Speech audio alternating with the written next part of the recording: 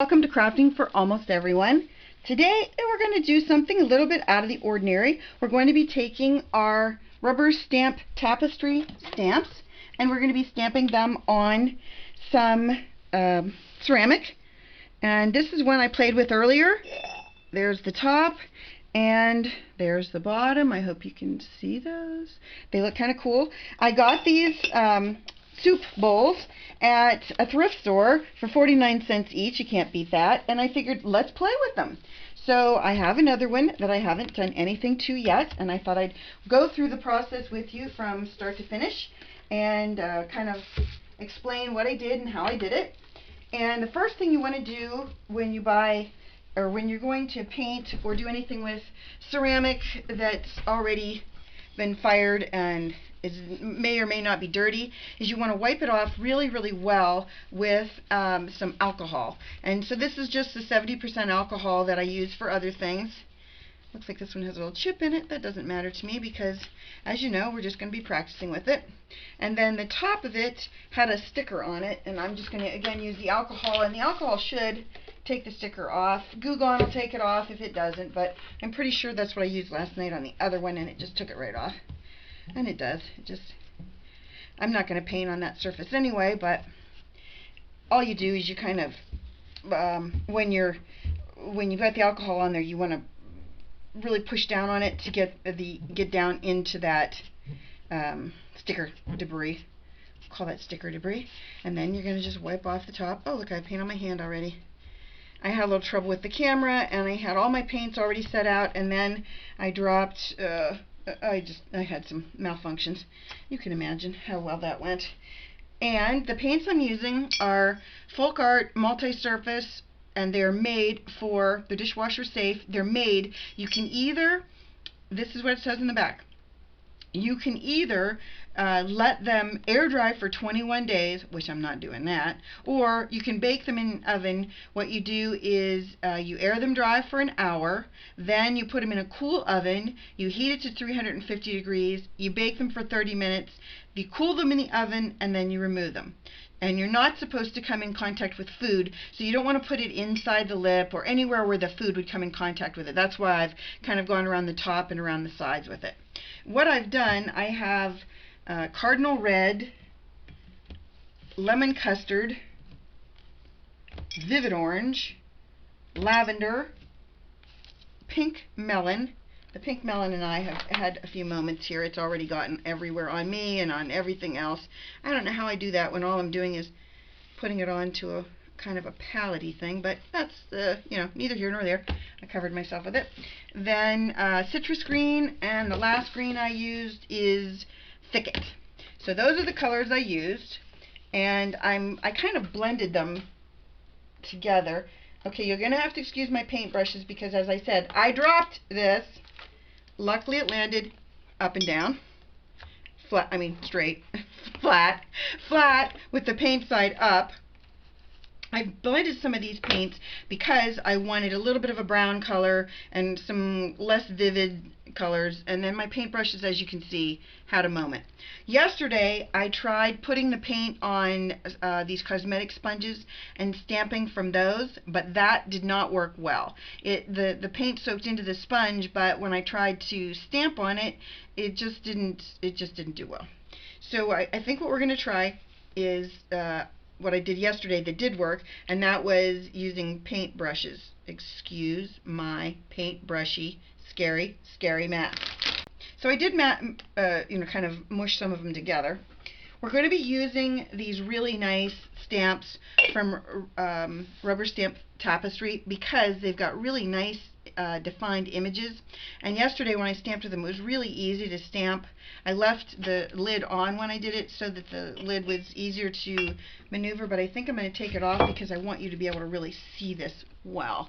And I want to make sure I've got everything in frame so you can see my big mess as it comes about. I'm going to move that over a little bit so you can see my palette.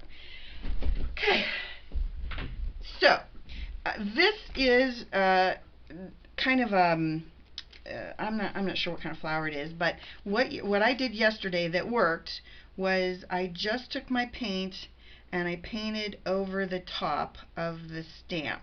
And you're going to have to really clean your stamps with soap and water afterwards, and hopefully, okay, this paintbrush is shedding like anything. Let me see if I can get some of the hair off of it so it doesn't end up in our project. The thing that's so nice about this project is that, let's say you screw it up a little bit and you've got your edges show of your stamp, or you just didn't stamp it well to begin with. The thing that's really nice about this system is that you can just wipe it right back off with a tissue when it's still wet. And then when it's dry, you can wipe it off with when it's dry, you can wipe it off with alcohol. But don't bake it, because that's when you're done. Okay, right off the bat, I don't know if you saw that, but it smeared because I didn't have it laying down well. So, lucky. See how easy that was to clean up? Easy as a breeze. Okay, we're going to try it again. It helps too. I'm going to try and get closer here. It really helps if you can rest your arm on the table so that you can really get a good impression. And I'm going to just do that. And I see oh, now the stamp is on my legs. Good thing I'm wearing my pants that can take it. I'm going to do it one more time. And I don't know if you noticed that, but I haven't repainted it. I thought when I did it, it seemed like the second images and the third images actually came out better than the first image. Okay, I didn't rock it left to right enough. Okay. And you do it slowly and make sure you're rocking it all sides if you can. There is that image. I think it's really neat looking. And I don't care about that bottom because I can put a leaf there. And go around. Let's see if I can get that image to work again. I think it's cooler than cool. I'm going to put a little more paint on it. When I did it last night, I had the best time because I could make such a mess, and then if I didn't like it, I just cleaned it up. Got rid of it. You see how much more paint that one has than the other one? That's a first impression.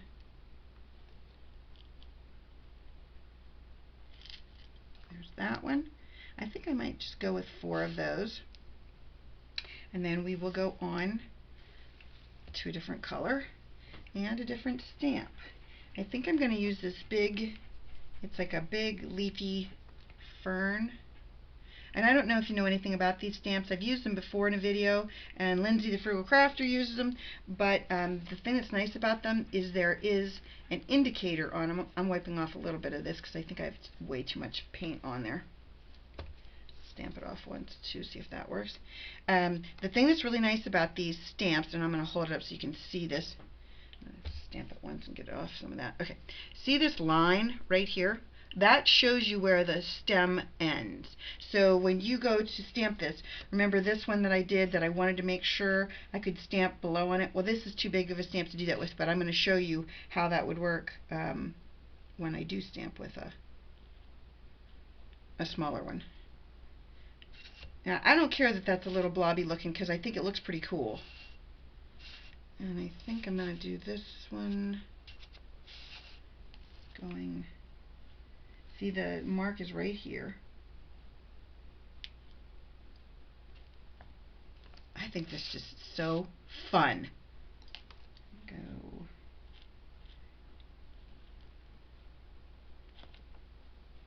Now I'm just getting to the point where I need more paint on it. If you think you have too much, just blot it off. If you didn't think this one was enough, in fact, I think I'm going to do that one over again because it's just a little bit. I mean, if this wasn't a tutorial where I was trying to show you the mistakes too, I would probably just let that go. But I think I'm just going to wipe that off real quick, that green, and we'll go back and do it again. Mark right there. Better. And this one, I'm going to go there. Okay, So that's those two. There's the one I was looking for. This is the one I was looking for. You see that? And I think I want to go into the purple family. No, maybe. It's a dilemma. Maybe I want to go orange, because my other ones are orange. There's my orange brush.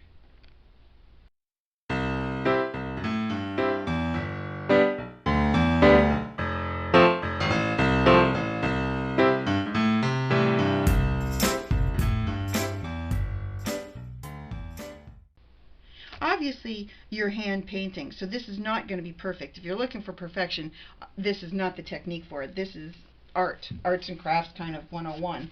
It's certainly not for the people that are looking for a perfect image. It's not going to give you that.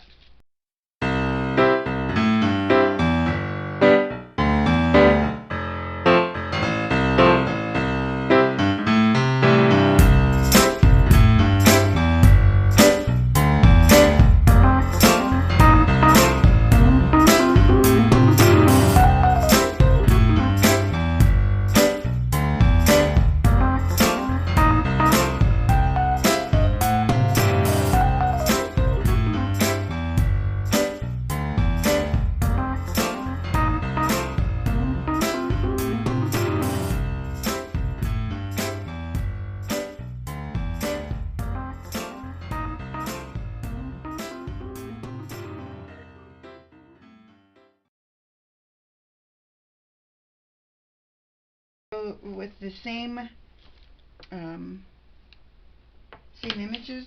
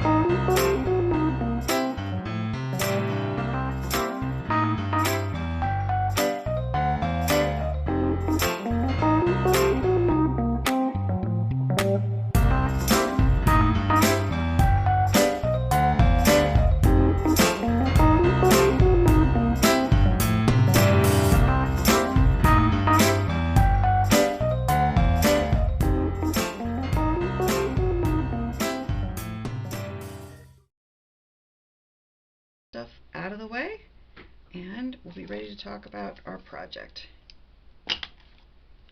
So all you really need to do after you have finished painting is you let it dry for an hour, then you put it in a cold oven at 350 degrees. I think it's for an hour, and then you let it cool back down in the oven. I'm going to turn this bunch away so you can see it. Hopefully you can see all that pattern. And then I'll put the lid on it, and then you can see all of it. I think it came out really cool. I really encourage you to try that. It's a lot of fun, and when you're done with it and it comes out so cute, you just think to yourself, I can't believe I did that. I mean, I can't believe I did that. Oh, as usual, I look great. So I hope you like that and want to try it for yourself. Again, those are from Rubber Stamp Tapestry, those stamps, and I will put a link in my comments below for how to get to the site. And I'll give you some of the names of the stamps that I used. Oh, look at the green on my finger. Well, I hope you give it a thumbs up. Please subscribe. Wait, let me put my other one up here so you can see them both. Two completely different color palettes. I hope you enjoyed it, and I hope you'll watch my other videos. I have one coming up on making a shutter card that is really cool looking. So I hope you'll stay tuned and watch that as well. Thanks for watching. Bye-bye.